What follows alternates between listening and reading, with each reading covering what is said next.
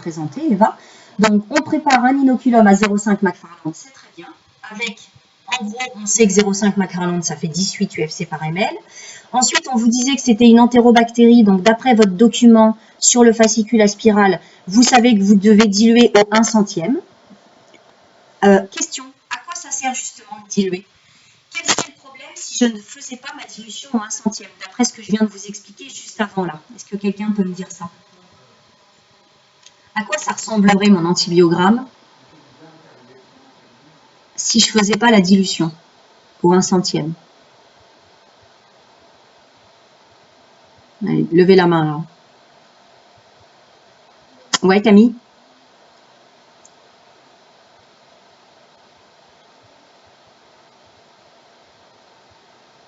Je t'entends pas, Camille. Ouais, dis-moi.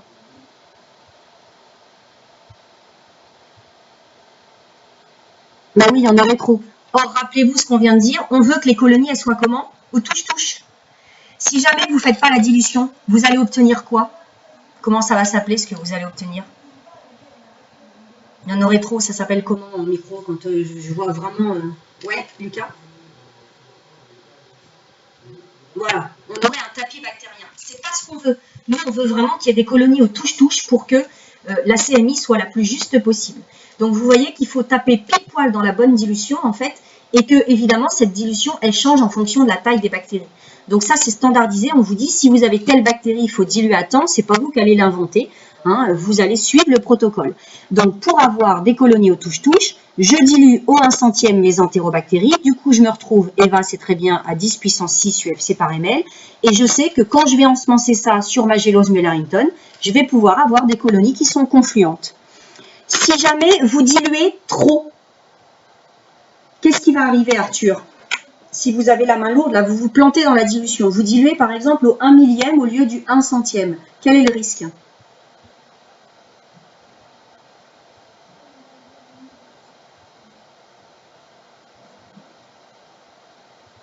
Oui, c'est-à-dire que du coup, ça ressemble à quoi ta boîte là?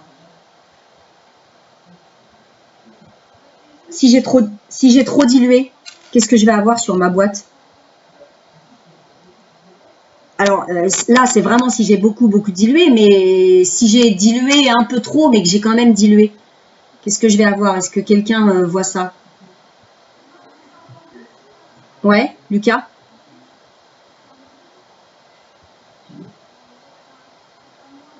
Voilà, c'est-à-dire que vous risquez d'avoir en fait une boîte. Voilà. Si vous diluez trop, vous risquez. Alors, je suis désolée à m'enlever, c'est pas facile. Vous risquez d'avoir en fait des colonies comme vous voyez. Hein, là, vous allez en avoir une, et puis après, vous allez en avoir une autre, et puis après, un petit peu plus loin, une autre. Alors, vous imaginez bien que si derrière, vous avez votre disque d'antibiotiques ici, et que vos colonies ne sont pas au touche-touche, ça ne veut rien dire. Vous ne pourrez jamais dire un diamètre d'inhibition. Donc, c'est pour ça que la dilution, elle est hyper importante. Hein, c'est qu'elle permet vraiment d'avoir des colonies qui sont au touche-touche. Est-ce que tout le monde comprend ça?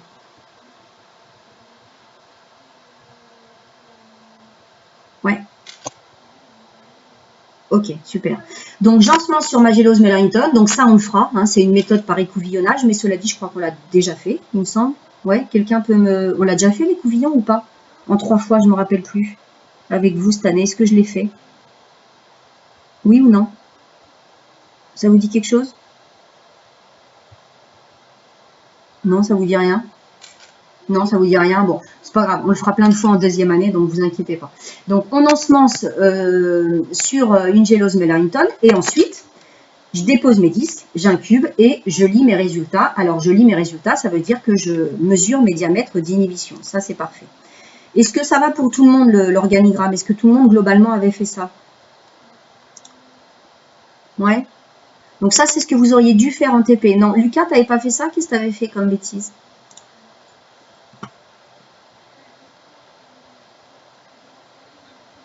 Ah, ah oui. Bon, alors ça va marcher beaucoup moins bien, ouais, effectivement. Déjà, si t'incubes pas. Et puis le McFarland de départ, en fait. Hein, c'est-à-dire qu'on part quand même d'une concentration. Et toi, tu as fait plus synthétique. Ok. Bon, c'est important. En fait, un organigramme, ça voudrait dire que si quelqu'un lit votre organigramme, il est capable de faire la manip. Hein. Donc, il faut penser quand même à mettre toutes les étapes de façon synthétique, mais à mettre absolument toutes les étapes. Alors, du coup, allez, on a presque terminé. On tient le bon bout. on va essayer de comprendre ce qui se passe maintenant. Hop.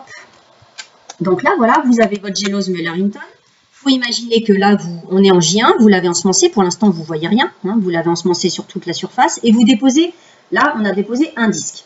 Qu'est-ce qui va se passer? Quand vous allez incuber, vous imaginez bien que dès que vous déposez le disque, qu'est-ce qui fait le disque? Ça, vous avez ça sur le fascicule à spirale. Il diffuse. D'accord? Il diffuse et de façon homogène, hein, tout autour du disque, là, de façon circulaire. Donc, l'antibiotique diffuse dans la gélose et ça crée un gradient de concentration. Ça veut dire quoi? Ça veut dire que plus vous vous éloignez du disque et plus la concentration en antibiotique, elle est faible. Est-ce que tout le monde est d'accord avec ça, si je dis ça? Plus je m'éloigne du disque, plus la concentration en antibiotique est faible. D'accord ou pas d'accord? Oui, on est d'accord. Bon, ça paraît logique. Hein. Plus je m'éloigne, moins j'ai d'antibiotiques. Sauf que, qu'est-ce qu'elles font, mes bactéries, pendant l'incubation? Alors, l'antibiotique diffuse, mais mes bactéries, elles poussent. Et elles vont pousser jusqu'où? En fait, qu'est-ce qui va se passer? Mes bactéries, du coup, elles vont rencontrer différentes concentrations en antibiotiques. Plus les bactéries sont proches du disque, plus la concentration est proche. Et en fait, elles vont s'arrêter de pousser. Ça va se traduire comment? Grâce à un diamètre d'inhibition. Et où ça va s'arrêter de pousser? Eh bien, précisément là où les bactéries vont rencontrer la concentration en antibiotiques qui correspond à la CMI. Pourquoi? Parce que, rappelez-vous, on a dit que la CMI, c'était la plus petite concentration pour laquelle je n'avais plus de croissance visible.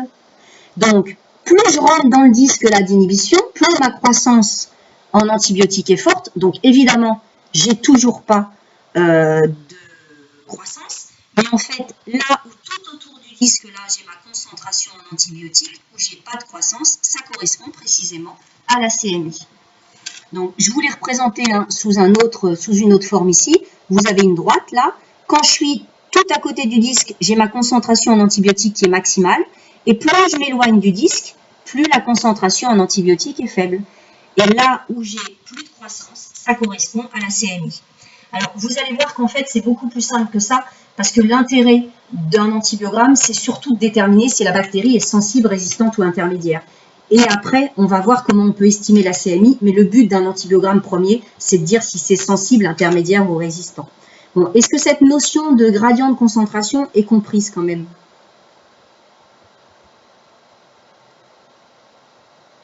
Ouais, ça va? Allez, il nous reste 2 diapos, donc une diapo pour le travail, donc là, c'est en gros la dernière. Alors, du coup, comment vous allez faire? Vous, imaginons, vous auriez fait l'antibiogramme en TP, alors vous n'auriez pas posé qu'un disque, hein, vous en auriez posé 6. Moi, je vais vous faire un petit exo avec 3 disques. Et vous auriez mesuré le diamètre d'inhibition. D'accord? Donc, vous auriez mesuré le diamètre que vous auriez appelé D. Et pour vous aider, pour savoir si la souche est sensible, intermédiaire ou résistante, vous seriez aidé de petites bandelettes comme ça. Alors, ces petites bandelettes, ça porte un nom, ça s'appelle des abacs de lecture. Ça, c'est pareil, on vous les donne. Ce n'est pas quelque chose que vous allez inventer. Et sur ces bandelettes, en fait, vous avez 2 axes. Alors, regardez bien les 2 axes parce que ça va être important pour comprendre la suite.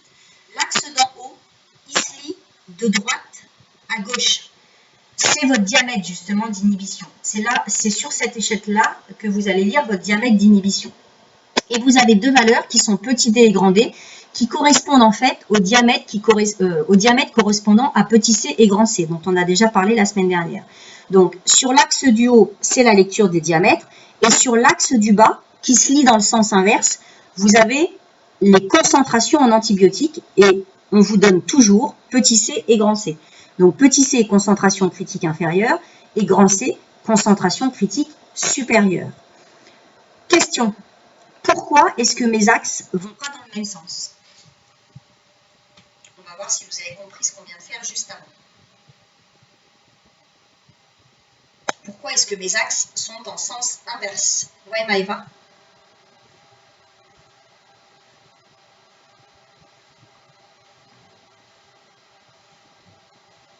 Oui. Exactement. C'est ce qu'on vient de voir juste avant, sur la diapo d'avant, si vous regardez. Ça veut dire que quand vous êtes tout près du disque, c'est-à-dire quand le diamètre est petit, la concentration est très forte en antibiotiques. Et au contraire, plus le diamètre est grand, et plus la concentration est faible. Il est donc logique d'avoir des axes qui soient inversés. Est-ce que c'est bon pour tout le monde? Dites-moi oui ou non. Ouais, ça va? Alors, ce que je vais vous demander du coup pour lundi, et on en a terminé, hein, c'est la dernière diapositive, voilà, c'est de travailler à partir de ce petit document. Donc moi, je vous ai mis des résultats fictifs, hein, mais c'est des résultats qu'on aurait pu avoir avec 3 disques d'antibiotiques. Donc vous avez 3 antibiotiques, l'amoxicilline, céfotaxime pardon, et l'érythromycine. Je vous donne les diamètres d'inhibition qu'on aurait mesurés, donc là 5, 29 et 20, et je vous donne les abacs de lecture que vous auriez dû avoir aussi en TP. Alors, juste pour voir si vous avez compris, on va travailler par exemple sur la céfotaxime. Et je vais demander à Mélissa, d'après le diamètre d'inhibition, de me dire si la souche est sensible, intermédiaire ou résistante. Je vous aide là pour un. Dis-moi, Mélissa.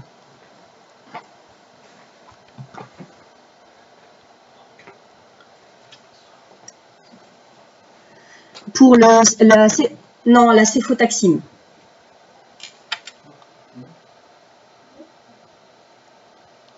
Alors, attends, je vais juste revenir, ça va peut-être vous aider. Regardez, si je reviens en arrière, vous voyez dans les catégories sensible, intermédiaire, résistant. Donc, peut-être je vais les remettre ici, ça peut vous aider.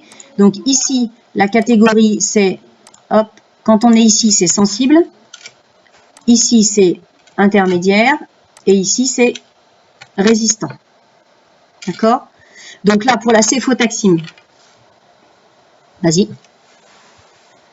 Pourquoi elle est sensible, Mélissa?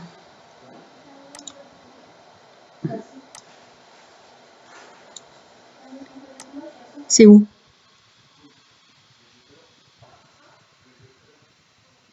Ouais, parce que là, si je regarde, regardez mon axe, je suis partie de 0, 23, 26, 29, c'est ici. C'est après 26. Donc, ça veut dire que là, en fait, j'ai un grand diamètre d'inhibition, je suis bien dans la zone sensible. Ma souche est sensible à l'antibiotique. Est-ce que ça va pour tout le monde? La lecture, là, de la bandelette. Ouais, ça va?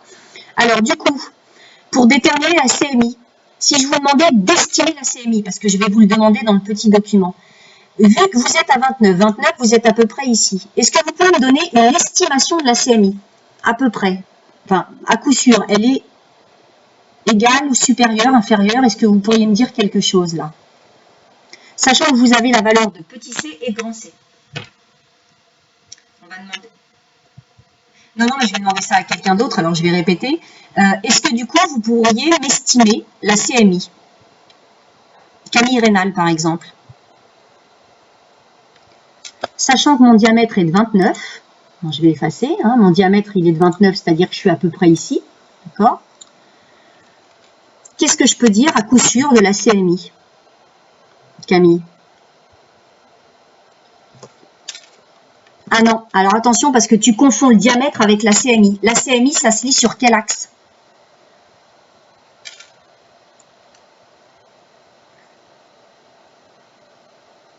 La CMI, c'est quoi comme grandeur, Camille?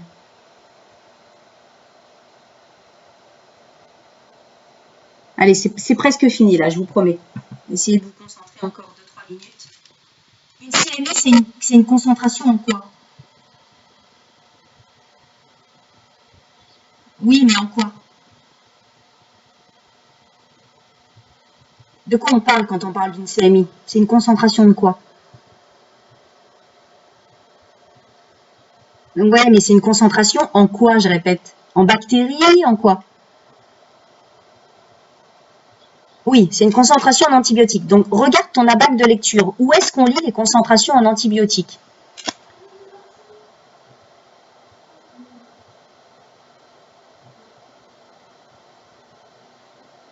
Où est-ce qu'on lit les concentrations en antibiotiques? Sur l'axe du haut ou sur l'axe du bas? Sur l'axe du bas. En haut, regardez, c'est les diamètres d'inhibition. On a dit 29, c'est ici. D'accord? Donc là, j'ai positionné mon 29, je suis là. Ça, c'est mon diamètre d'inhibition. Donc d'ailleurs, j'ai su tout de suite que j'étais dans la zone sensible. Et du coup, ma CMI, qu'est-ce que je peux dire, Camille? Puisque je lis sur l'axe du bas. Ouais, alors je peux dire qu'elle est effectivement inférieure à 1, avec certitude. Donc là, je sais que ma CMI est inférieure